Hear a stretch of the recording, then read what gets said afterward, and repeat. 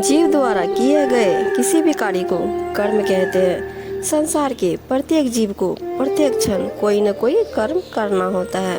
यहाँ तक कि जब वह कर्म छोड़कर विश्राम करता है तो वह भी एक कर्म ही है, विश्राम कर्म। कर्मों का यह नियम है कि कर्म से कर्म पैदा होता है, जिसके कारण मनुष्य कर्म का बंधक बन जाता है। कर्म चक्र चलता रहता है, एक कर्म पूरा नहीं होता कि दूसरे कर्म का आरंभ हो जाता है। मनुष्य के सभी कर्म संचित होते रहते हैं, वह इनका अच्छा बुरा फल भोगता रहता है।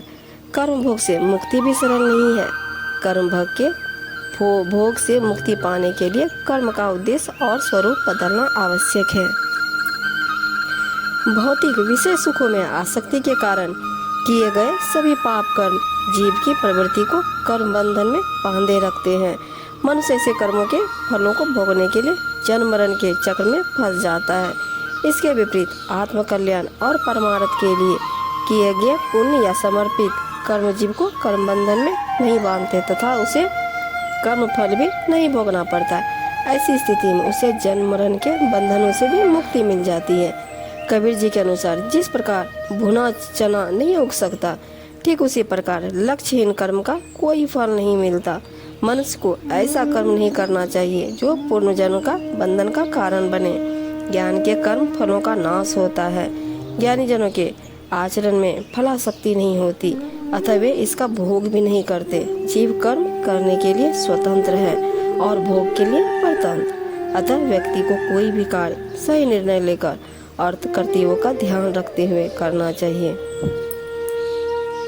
कबीर साहब ने बहुत ही सुंदर कहा है, काया खेत किसान मन, पाप पुण्य दो बीव, बोया लूने आप ना, काया कस के जीव।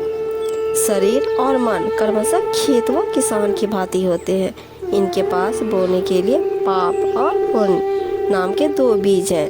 अब जो बीज इसमें बोया जाएगा वही काटने को मिलेगा।